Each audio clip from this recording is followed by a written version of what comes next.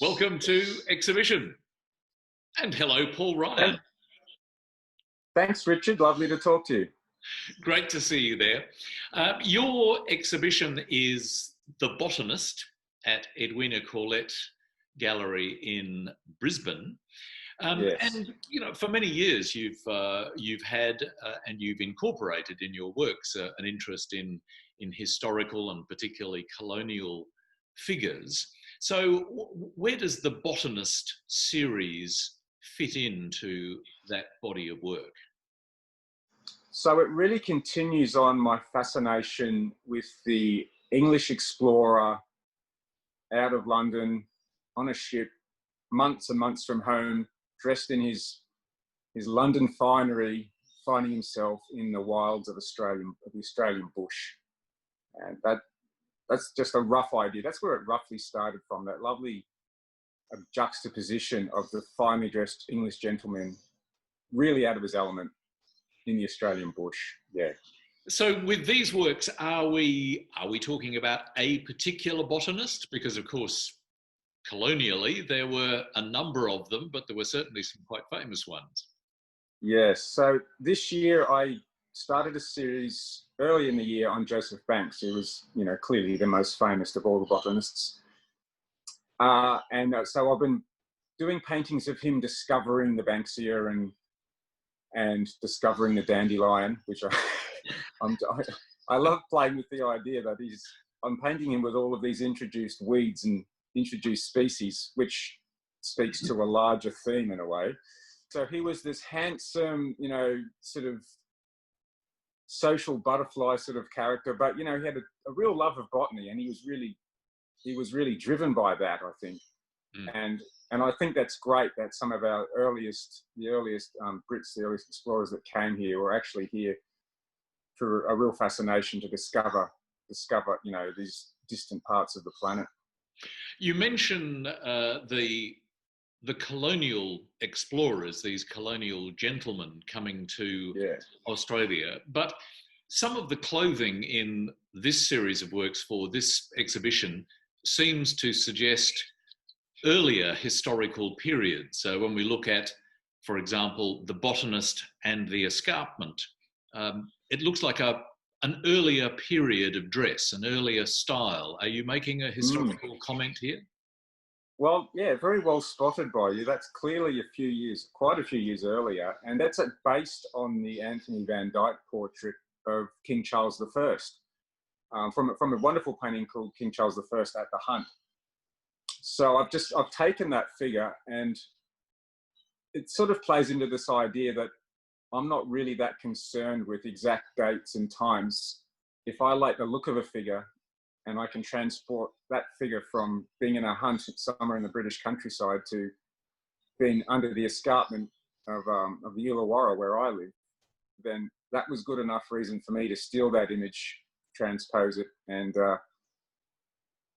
yeah, I mean, some of the stories I'm telling, they don't actually have an actual timeline. They're just a made-up story. I'm almost like a novelist who is just pulling bits and pieces out of the ether. And I like the idea that they don't necessarily make sense, that there's a sort of degree of incongruity there. Let's go to another specific work, The Young Botanist. And there seems to be a suggestion of gender ambiguity here. What are you representing in this painting? Yeah, so I've painted a much younger person, a younger man with long flowing sort of golden locks. And there is definitely, an androgynous thing happening there. And I think it's interesting. I live here and I surf here. And when you see the young guys who are sort of 13, 14, and they've got long hair, you can mistake them for being a young girl at that stage. I think it's fascinating that at that particular age, there's a point, if a young man has long hair, he could almost look like a young lady. And it's probably no more than that I'm just trying to paint a beautiful image of a young person in this landscape. I'm trying to make a beautiful face.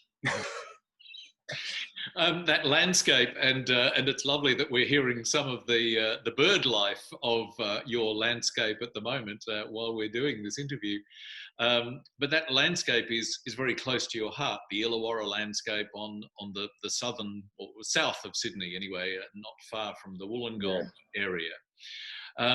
Tell us a little about the significance of that landscape for you, because it's very strongly represented in your works. It is, yeah. So I was born in New Zealand, and we moved to the Illawarra when I was about 8 years old. We lived near the Wollongong University, and about the age of 14, 15, I changed schools, and some of my friends lived in the northern Illawarra, where I now live. So I would catch the train on the weekend up, Richard, go surfing, and I just couldn't believe that this beautiful, magical place existed. It was, to me, it seemed like something out of a dream. Just riding those old trains. This is when the trains were still diesel, and there was some real rattlers and bangers, and they were magnificent trains. And you get off the train would disappear, and this is well before the tourism boom of these days, and you'd be in this quiet place. You could hear the birds. I was often there, on dawn, walking up the street to my friend's place. You could hear the surf, you could see these dark mountains, the early morning sun just starting to hit the top of the hills. And I fell in love with the place then. And it's been an enduring relationship. I've never fallen out of love with it. In fact, it's my love of the place seems to grow. And that landscape has appeared in my paintings for many years now, for maybe 30 years. In many ways, it's become a theatre set. It becomes a backdrop for the stories I'm telling, with the colonial figures, and with some of my newer paintings I've been doing of these, like the piece I have in the Salmon this year called Three Imaginary Boys, which are young guys, sort of more from the 1990s, dressed in full, Adidas tracksuits and shoes. That landscape it's the natural thing for me to paint my figures in. Mm.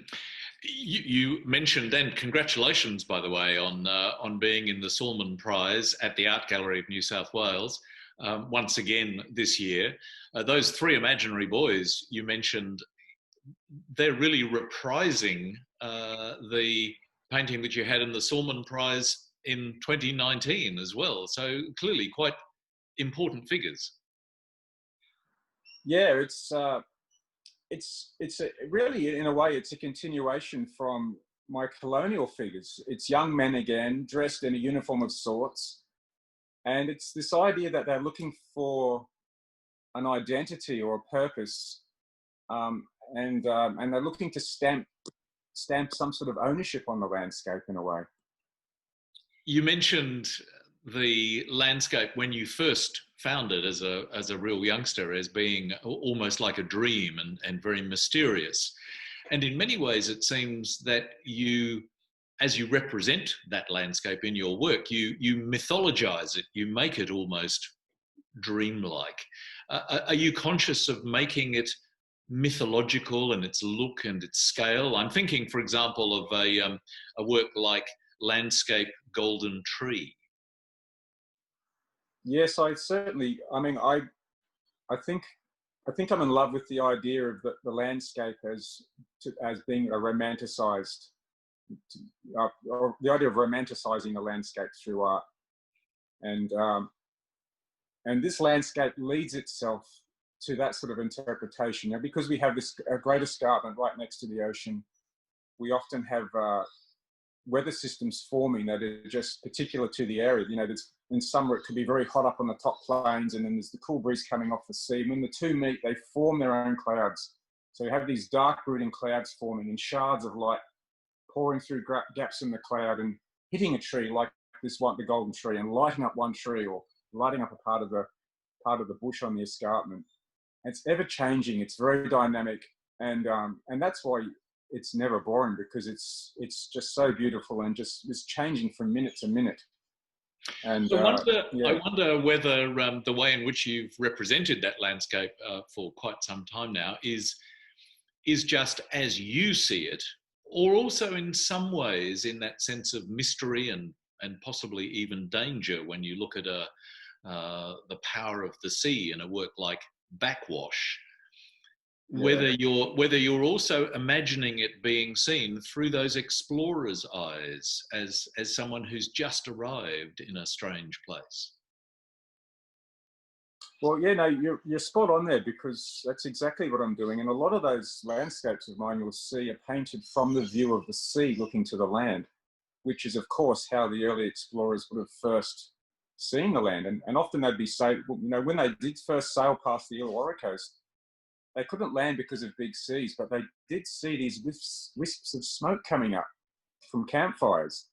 And so well before they actually saw any Indigenous Australians, they saw the campfires, and you can imagine how sort of intimidating and exciting that would have been for them to know that it was inhabited, but not really knowing what they're going to find when they get to land. And I just find that incredibly fascinating. Let's go to another couple of specific works now in the Botanist series from this exhibition. Botanist and Three Candles, and just The Botanist. And in both of those works, the character is pointing at candles. What's happening here? Yeah. Again, I'm being quite ambiguous. I'm not entirely sure as I'm painting it what's being said. He's pointing to a light. Is this idea that here they are, the civilized coming, and they're shining a light into the heart of darkness? That's a possible reading. But again, I'm not dictating a message or a reading that I'm making. It's just I'm creating mystery. I think great painting makes people wonder and think, as opposed to great literature. Great literature, you'll be reading a passage and you'll read a paragraph and you go, oh, I now suddenly have a better understanding of the world. When I do paintings, I think people come away more confused than they started. And I think painting's very good at doing that, as opposed to literature. Well, this trope of the candles, of those little pockets of warm, bright light, appear in a number of the works in this exhibition. So it would seem that that's quite an important image for you. How did that develop, and why is it important to keep repeating it? Yeah, so it started, Richard, with earlier in the year or late last year, I was doing a still life painting, and I was painting the morning glory flower. And so I discovered this technique with my palette knife, where I could put the paint on the palette, mix it up, and so that the dark blended to the lighter blue, and then do a circular motion, and it looked quite like a morning glory flower. And then I realized that when I did that with different colors, and particularly with yellow to black, it looked like a light, like a light of a torch or the light of a candle. Mm. And so it was really through this technical discovery that I decided to start painting candles in the landscape. And I love that those candles have many possible readings, and they can be a metaphor for all sorts of ideas. And again, I didn't want to dictate what those ideas are, but visually I loved how it looked. I love that it seemed to be telling this deeper story that made me look incredibly, mysterious and intelligent, that I'm not, but which I'm not. And and that's how it came about, really. It's intriguing when, as you just described, you are right at the intersection of the practicality of moving paint around, actually creating a whole new trail of thought and imagery through its own creation. Give us a sense of that relationship with paint, because your paint is so rich and thick and buttery and luscious. How important is that process of moving that paint around for you physically? I mean, it's the process of doing that is what draws me back into the studio every day. Every day is a little adventure. And you can't learn this stuff by going to art school. You only learn painting, like any of the arts, by doing it over and over and over again for decade after decade. And the fact that here I am 30 years later and discovering new techniques and new ideas there's nothing more exciting than that. And that's one of the great joys of it. And it really shows that, people ask you sometimes this glib question, so what inspires you? Well, you're not necessarily inspired.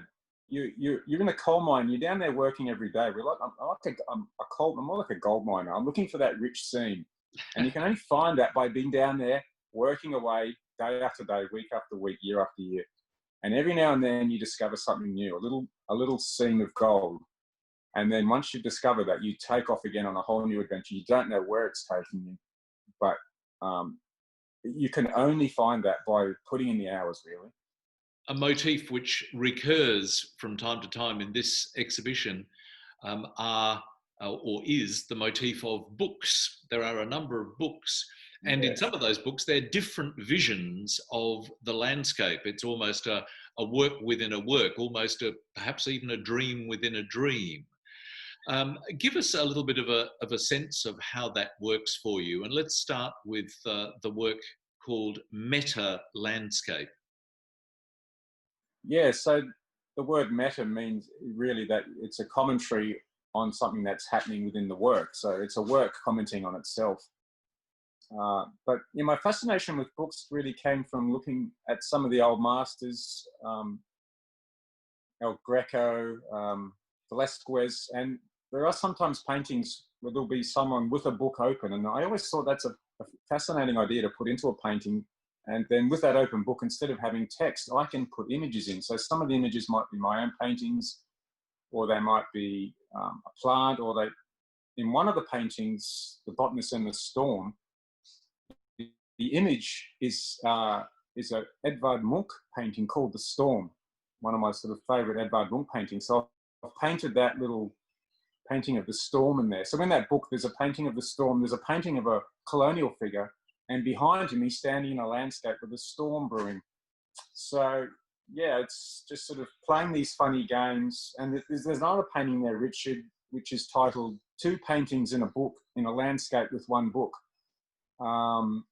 It's this sort of strange idea of the title and the painting chasing its tail. There's a painting of a landscape, there's a book, there's a landscape, and it just goes round in circles. And I know that was just a fun little thing that happened. And the other one that I wanted to look at with the books is the one called Heisen, pages 152 and 153, which is a very different rendering of landscape within your Illawarra landscape. It really is. And I've often said that I feel strange going out and painting other landscapes that are not the landscape that I've immersed myself in. And it's interesting, in this book on Heisen, Hans Heisen, that I have, there are a couple of paintings he's done in South Australia of the Flinders Ranges. I think it's the Flinders Ranges. Anyway, they're very different to Heisen. Heisen's known for his gum trees and cows and the sunlight pouring through. But these paintings he's done of the desert mountains, I think, are the most beautiful things he's ever done. And so that was my way of painting a desert, stealing his paintings of a desert, putting them in the book. And that they are literally on page 152 and 153 of the book that I had open. And at some stage I might go out and do the desert. And now that I've done that, I'm feeling like maybe it's time to go out and have a look out there.